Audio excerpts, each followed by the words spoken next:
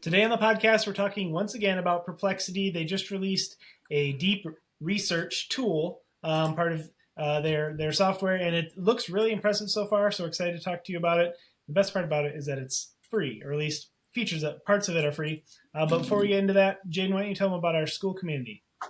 So if you have ever wanted to grow your current side hustle or business using AI tools, Jamie and I have a school community where every single week we record essentially just exclusive content. We have dozens of videos on topics like AI marketing growth hacks, how Jamie made over $25,000 last year from an Amazon influencer side hustle, how he's planning on scaling that this year with AI tools, all of my growth hacks using AI for podcasting, a AI music side hustle I've been doing that I make thousands of dollars a month from.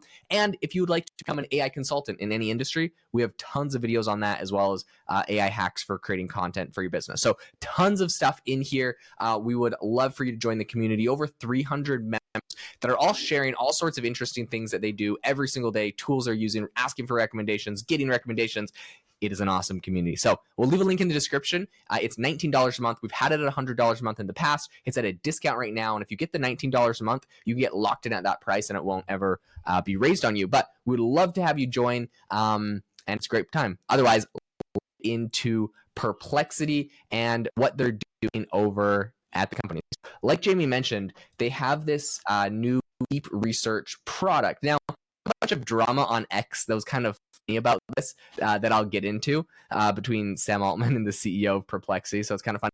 But essentially, for those that don't know, ChatGPT launched a deep research tool. Now, the problem with it is it costs $200 a month, or you have to be on the $200 a month tier in order to access this deep research tool. So I, in the name of science, have paid $200 a month to use it. And I'm not gonna lie, it's useful. It's definitely not something I would just pay $200 a month to only use.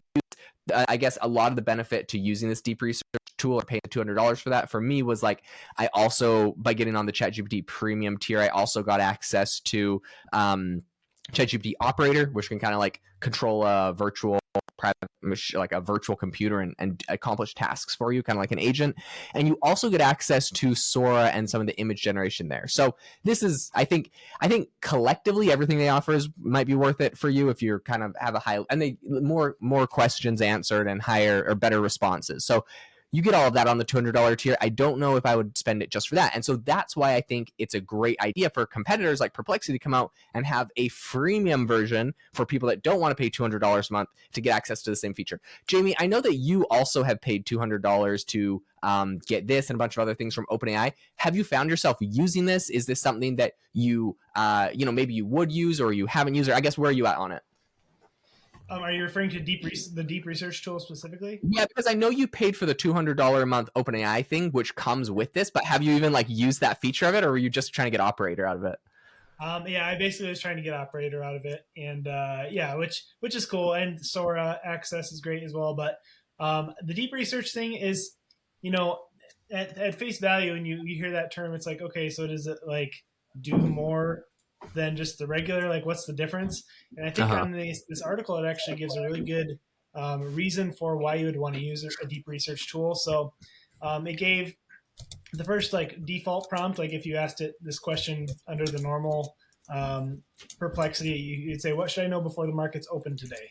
And then it gives you, about 9 different bullet points of different news stories relating to the markets, which is great. But if you do the deep research tool, if you use the deep research tool, it goes way more in depth, and it gives you a paragraph about each bullet point and why that's significant. And it seems like it gives you a lot more useful information if you were considering investing based on news, which is what this query was about. But what do you think, Jaeden? Yeah, so okay, I was if you're watching, by the way, on YouTube, you can see I'm kind of doing a live demo now of the deep research tool. So we'll have that going while we talk. I love what they're doing with ChatGPT. Essentially, a couple cool use cases I have thought of as I've tried it out. One of them is that a big problem I've had with ChatGPT is if I ask it to write me an article or write me to explain something, which pretty much I would use for SEO on a blog post for a website or something like that. It's like one of the notorious flaws with ChatGPT is that it'll never write you more than 750 words. So you can essentially get around this by saying, okay, ChatGPT, like, I want to write a really in-depth article about X, Y, and Z topic. Give me like 10 subheadings or like subsections of this article. It will do that, and then you'll say, okay, write me 700 words about the first one, write me 700 words about the second one, and like you could go down the list and kind of do that. There's also, I wouldn't do just that at face value. If you're actually doing something for SEO, I would probably go and find like the top ranked articles on Google about those subsections, copy and paste them in, tell it to like distill the top bullet points and pieces and like use that. So there's a whole bunch of strategies I would use if I was actually doing that. However, what I do think is really cool that the deep research tool can do, which would solve that problem, and probably a lot of others if you're writing like in-depth white papers or other things, is if you ask it for, really in-depth article or piece of content or research on a certain subject, it can write you like 10,000 words. Like I've never seen it go so far as when I do the deep research ones. It will really just do a ton. So I think for that, it's really good and quite a useful tool, just in a sense that it will go and write a ton of content. The other thing that's pretty cool that it does that I'm a fan of is on the sidebar, it will show you like everything it's done. It will essentially give you like a breakdown of like, I went to this website, I searched for this thing, I found this, I added it to the content we're talking about. Then I went over to this website and I did this other thing. And so, yeah, anyway, I think it's kind of interesting the way it like breaks down exactly how it found your information. It's very transparent. You essentially have sources. Okay, so all of that is cool.